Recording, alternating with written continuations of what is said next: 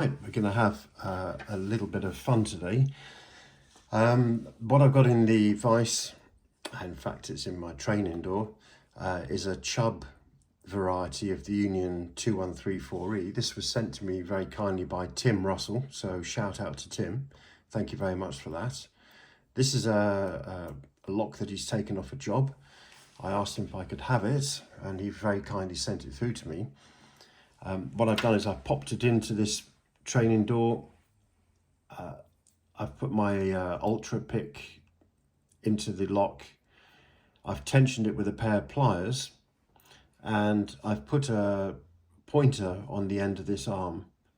And what we're going to do is run a second camera, which I'm looking at now. I'm just going to put a mark on the piece of cardboard over there. And what we're going to do is we're going to try and pick this lock and see whether it will give us any feedback and show us what the lever configuration is and how we can open it. So let's start with lever 5.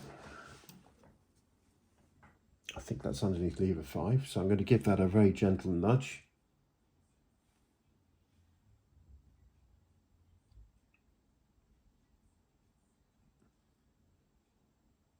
Okay, so lever 5 has lifted up a little bit and then it's gone firm. I can't hear any tapping, but I can see on the pointer there's been a very small amount of movement. So that's obviously fallen into some sort of gate. So we'll put a little mark on the cardboard. Okay, let's go to lever number 4.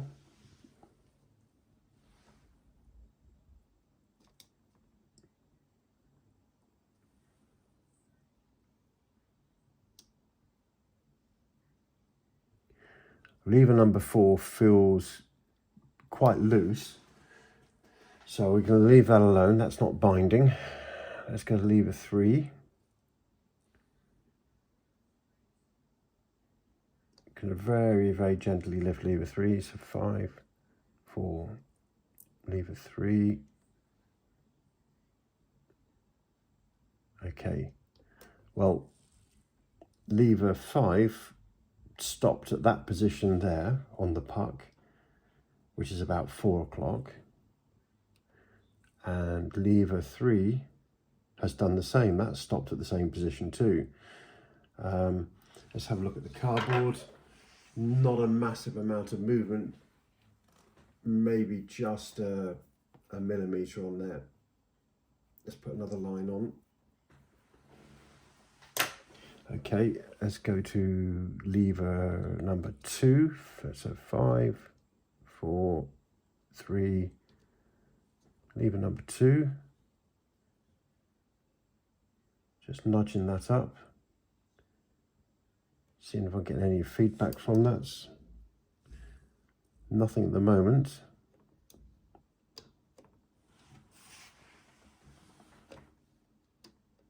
There we go, lever 2. Lift it a bit higher. Okay. So literally, as I've lifted that up, the pointer has suddenly dropped down. In fact, it's probably now more aligning with that last mark that I did. Maybe just below it. Okay. So 5, 4, 3, 2, so let's get underneath lever 1. I'm going to need to pull the pick back here. There we go, underneath lever 1. We'll give that a tap. So, there we go. So the lock is open. So from that, this is an old lock. It's obviously quite a lot of wear in there, and the levers are probably dirty. They're probably bound together. Hasn't been cleaned. So the feedback is nowhere near the same as what we had on the new lock the other day that was tapping away and sound, everything was free. So this probably is in good need of a lubrication and service to get it to be operating at that same level. But all the same, the marks that I've left here and recorded on the other camera quite clearly show that as we've very, very gently picked this, there has been sufficient movement in there. When the gates, true gates, have been set, there's been sufficient movement for us to be able to read that as feedback and pick the lock. So I'm going to reset this,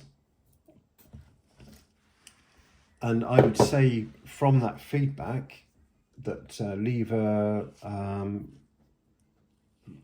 5 and lever 3 were probably both low lifts.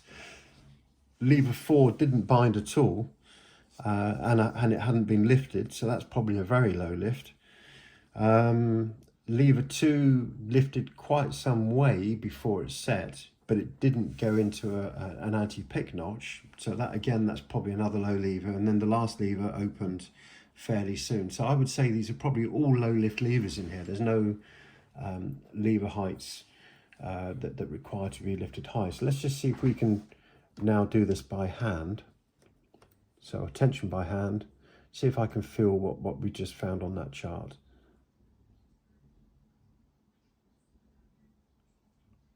So there's lever 5. I'll leave 4 alone. Let's go lever 3. Okay, so they've both, what both those levers have done is they've reached a point and then they've stopped. 5, 4, 3. Okay, lever 2 was a little higher.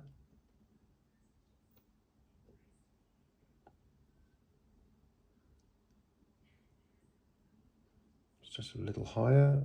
Up you come. And then lever 1 was just a little nudge. Let's go back to there. So 5. Let's give 4 a little nudge. Okay, that has actually moved. 3, 2, 1.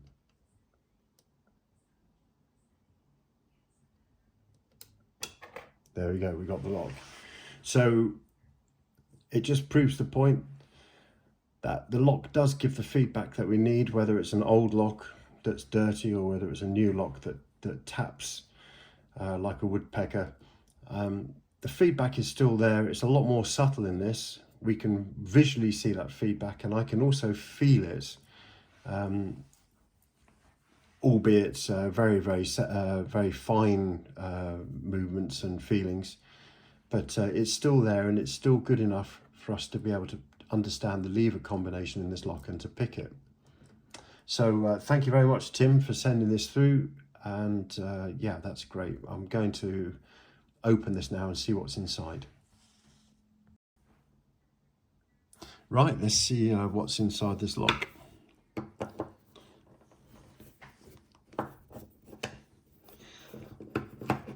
These cap screws don't feel like they've been off for a long time.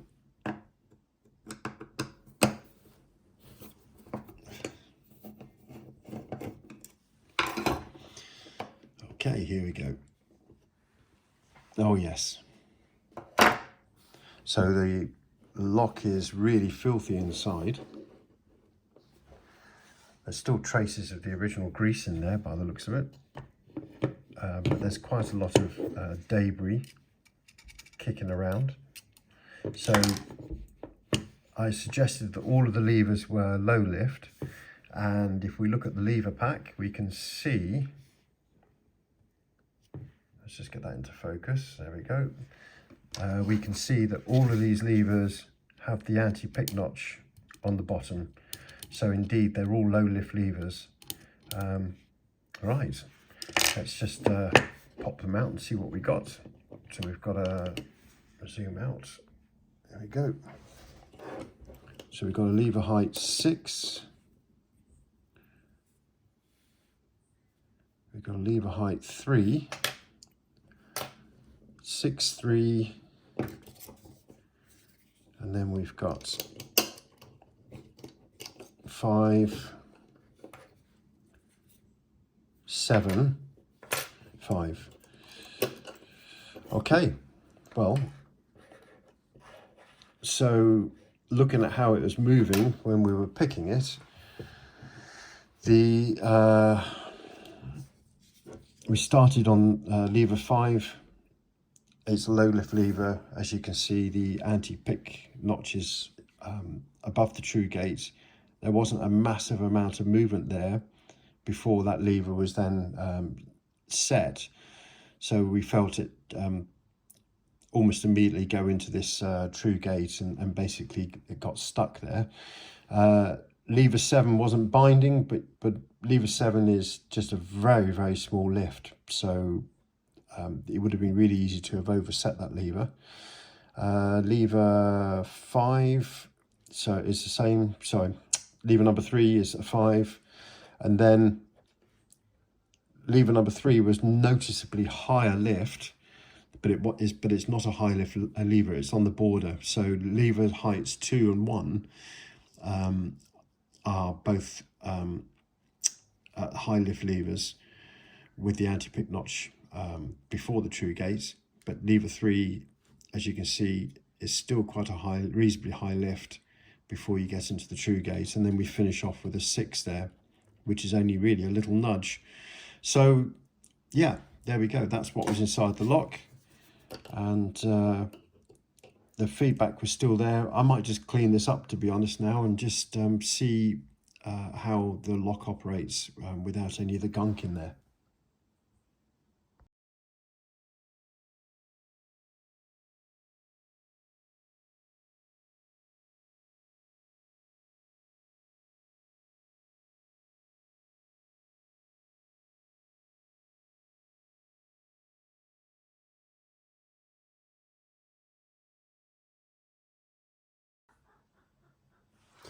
Right, so the lock's been cleaned to within an inch of its life. So I'm now going to pick it again and see whether the cleaning process has allowed us to have a little bit more feedback, maybe even some tapping in this lock. So start on lever 5.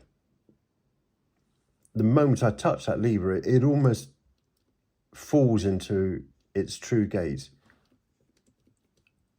And there is a wobble there that I can't hear a tap. There's definitely a wobble. So let's go to lever 4. Really, there we go. I've literally breathed on that, and I've felt the bolt drop back. Let's go to lever 3. 1, 5, 4, 3. Okay, there I heard a little click, and now we've got a click, tapping on 5, tapping on 3, and even a tapping on 4 now. Okay, let's go to 2. That's heavily bound. Okay, there we go. I just felt the pick handle turn a little bit.